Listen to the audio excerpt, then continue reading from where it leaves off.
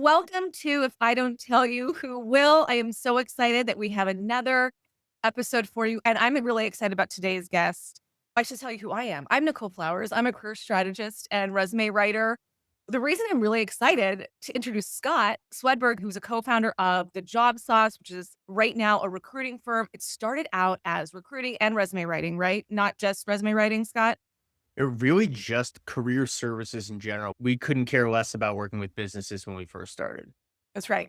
And Scott and the job sauce is what got me into resume writing years ago. And I will say, taught me how to really write a resume well. I have to say, Scott, I've worked with other resume writers over the years, and the way that the job sauce got into the weeds on how to tell a person's story has served me now for 8 years. So, very Good. excited to have my original partner. And now you're doing white glove recruiting. Tell us a little bit about the work you're doing now with the job sauce. Thank you for that intro. Happy to be here. Very excited to see your face again. It's been too long since we've really been able to dig into this kind of stuff. So, a little bit about the job sauce now. We call ourselves a white glove recruiting company. What we mean by that is when we started this arm of the job sauce, it was really because hiring managers kept telling us, we say we want someone who A, B, and C, and then just nobody gives us A, B, and C. It's like they'll just give us A and B and be like, yeah, but don't worry about C. It's no, we need A, B, and C. Just basic listening.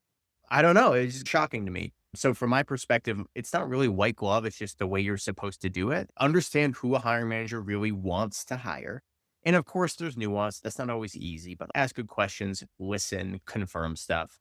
And on the flip side, go try to get just those kinds of people and be honest with candidates about whether they fit or not and understand that you are on the same team. We don't get paid unless the right person gets hired, and we're not going to trick a company into hiring the wrong person. So if someone isn't a fit, we just tell them that, or we ask clarifying questions and help them see, hey, you need to be able to A, have you ever done that? Help us understand how. Okay, to the hiring manager's perspective, yeah, that counts, or it doesn't. So it's really white glove in the sense that we listen and are transparent and give feedback throughout to all sides. And if someone isn't a fit for a role, we just tell them. And we're not perfect, but at the end of the day, you have to remember that people are looking for jobs, and that's not an easy situation to be in. Be a good person and just cut people loose if they're not a fit. Don't string them along. To me, that's the most important part of all of this. You got to treat people like people. Thank you. We're obviously going to talk about that today because I did put you under the whole like, why do candidates not trust recruiters? I got many more comments prior to this conversation than I usually do. So if you have questions, please put them in here. I will put them on the screen and we will ask them in real time. Otherwise, we have our usual questions and I'm going to pick Scott's brain and he is ready to share from the recruiter side of the table. I have the questions I ask every week. What's something candidates think matters but doesn't as they're going through the process? I thought about this from two perspectives. It's as a job seeker, and it's once you're in the process. Something that Mm, doesn't matter as much as people actually think, especially now, is how many jobs you apply to. At the end of the day, companies are not reliable for properly vetting people who apply for jobs, and they feel like they can't trust applications anymore because there are so many fake applicants. The ability to tweak resumes at scale using AI. A lot of recruiters and companies are just like, how do I even know if this person is real or if this is the real experience? They just don't really trust applications as much as they used to, and even then, it wasn't very much. How many jobs you apply to in a given week really isn't a great indicator of what your job search is gonna look like or how successful you're gonna be. If we're talking about being in the process, I think a lot of candidates think that the vibes they get from the interviewer matter a lot, and there's a lot of feel for, "Did I do mhm. well? Did they like me?" I can tell you that for some of our recruiters, every single person who leaves that conversation, even if that recruiter told them they're not a good fit, it's like they don't even hear it. They get the sense of how friendly and encouraging that recruiter is, and they miss the fact that they got rejected. And other times, people are like, wait, you're moving me forward in the process? You asked me such hard questions and you didn't seem impressed by anything. You actually think I'm a good fit? And it's a thing we need to coach both recruiters on to meet in the middle and not let people get distracted by their tone and how they operate. A lot of people don't actually just ask the question, "Hey, do you think I'm a good fit to move forward?" Sometimes you can't do it based on vibes. It's better to just ask directly, and sometimes you're gonna get the best feedback by asking a direct question at the end. But you don't wanna be intense about it, but it's not all about vibes, and you can't always tell if that interview went well or not. Better to just ask. I love it. And Brett says here, 50% of resumes he sees are obviously from candidates mass applying because they have to, which is true. Sometimes you just feel at the end of your rope, you're like, this is productive. This is productive. I'm going to apply. I like to say a lot of recruiters want to be the only girl at the dance. And so they want to Yeah, know that you're targeting them specifically. But I also want to echo what you said about not just going on vibes. Because I think we do that in a lot of areas of our lives. We're like, I think it went really well. I yeah. liken job searching to dating so often. And then meanwhile, the person is never going to call you back. Penelope says she had no idea you can ask that, which was my response. You can ask, do you see me going forward? Like, how would you position that? Yeah, and this is where definitely lean into your EQ for what's gonna work well with the person that you're interviewing with. Some people, like the really friendly people, you can ask in almost any way, and it's fine. Sometimes the more intense people, you need to be a little bit more intense sounding. Do you think my qualifications match what the hiring manager is looking for to move forward to next steps? And it's you want to use your EQ to match, but literally it can just be like, hey, so do you think I'm a good fit for this role? And they'll say what they're going to say. And you can be like, does that mean I'm going to move forward? Or what does your decision making process look like? Kind of want to match the intensity. You don't want to overwhelm or push too hard. Be careful about too many follow up questions because sometimes their answer is their answer. And if you push too hard, then they're going to be like, you were going to, but don't be so pushy about it. Be chill. Yeah. Yes. And you know what? Penelope has another question, which was actually my follow up question. So I'm going to put it on, which is I always ask for feedback after I'm turned down, but never up front. Now, I have a question about feedback in general because a lot of times people can't, they like legally, they can't give feedback. What are your thoughts on the idea of giving a candidate feedback and where in the process? I would think that's would be later in the process where feedback would be given. As a third party recruiter, because we're the liaison and we want our client to hire the best possible person for their business, and we want to make sure that it's one of our candidates. Sometimes we are retained because the company or hiring manager is kind of getting in their own way. Exactly how we handle this and what we coach to depends a lot on the client. There are some where we're like, we're going to give no feedback, no coaching throughout. You either nailed it or you didn't. And like, we don't want to be cause in either one. In other situations where we need to be like, hey, they really care about X. Make sure in your preparation that's something you focus on. There is no right answer.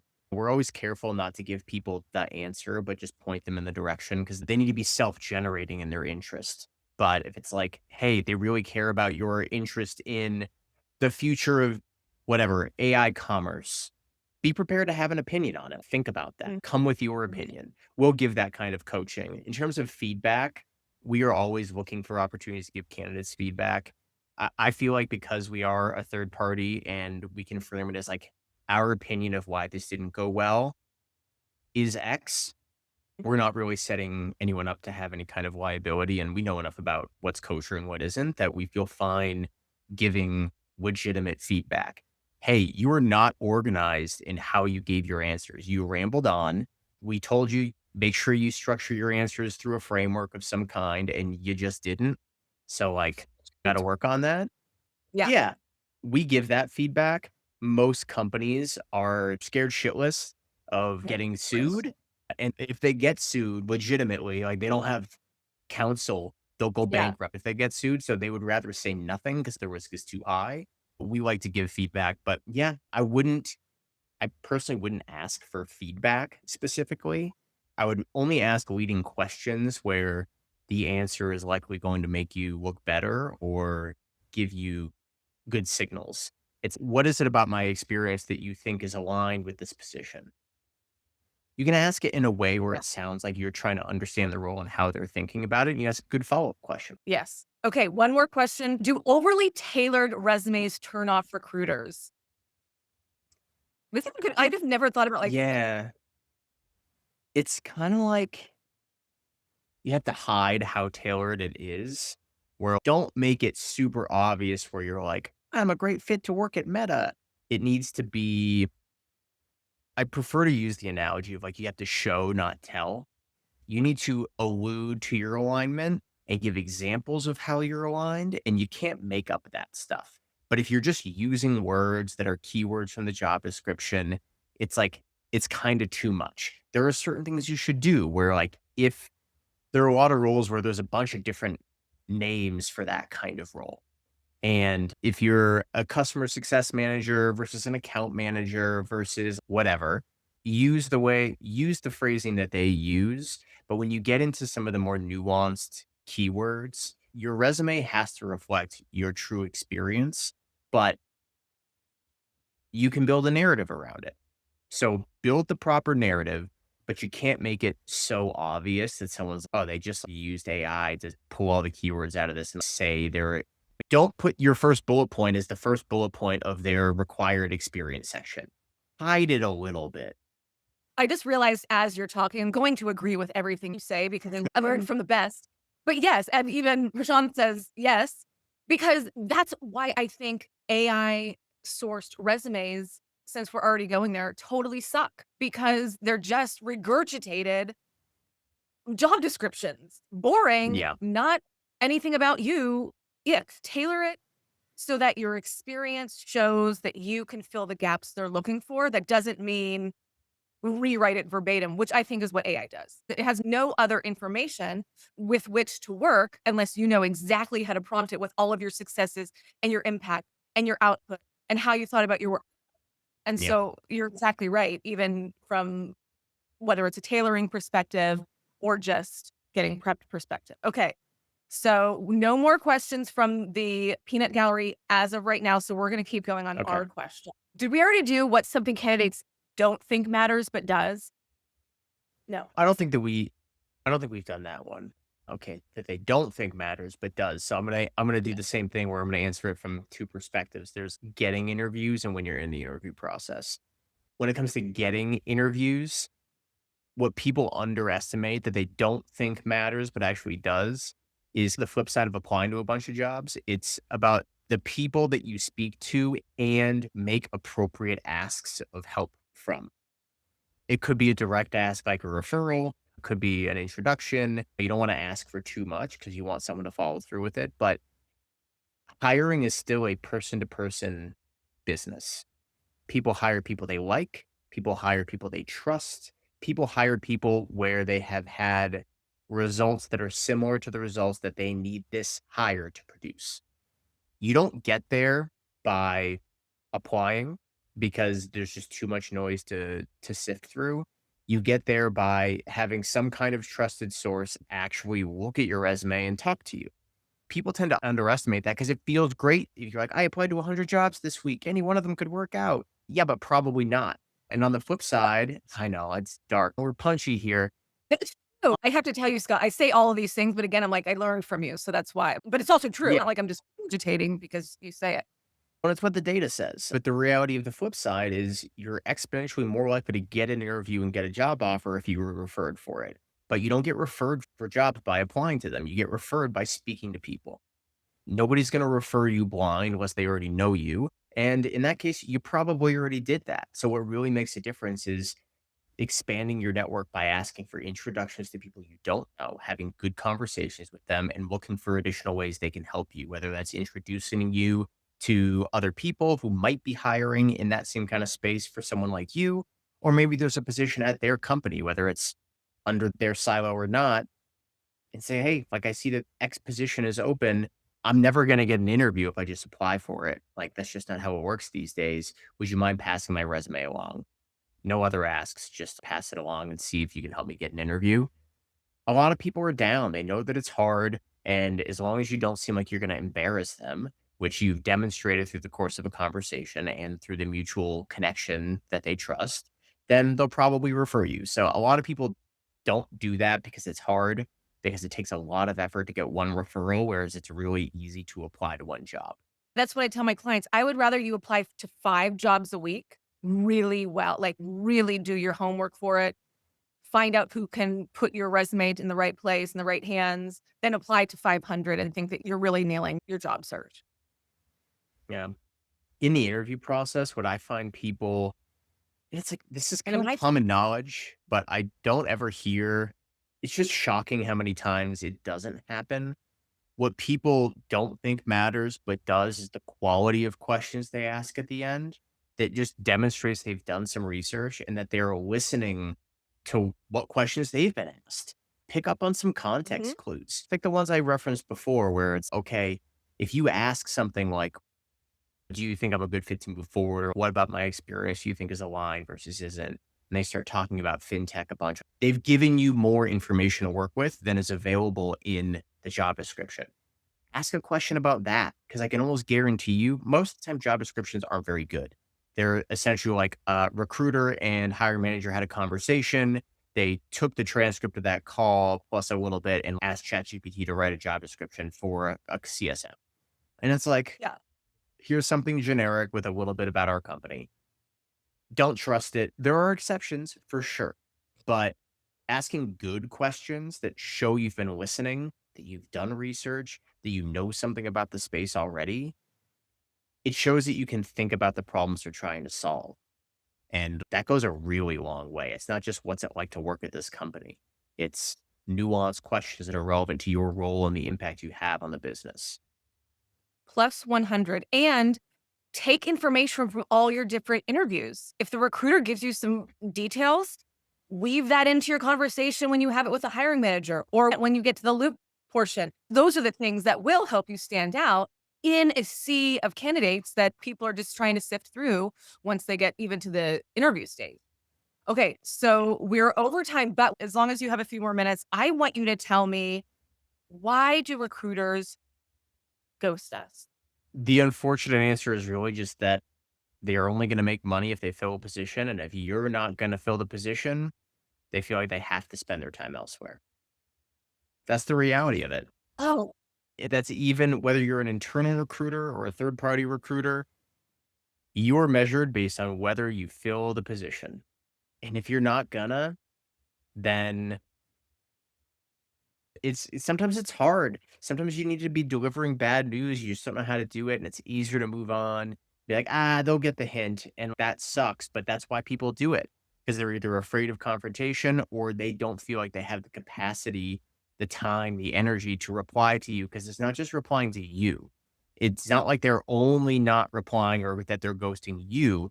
It's that they're doing that to 50 people. It doesn't happen when you're the one person they have to reject. It happens when they have 50, 100, yeah, 1,000 people that they need to reject, whether they've spoken to them or not.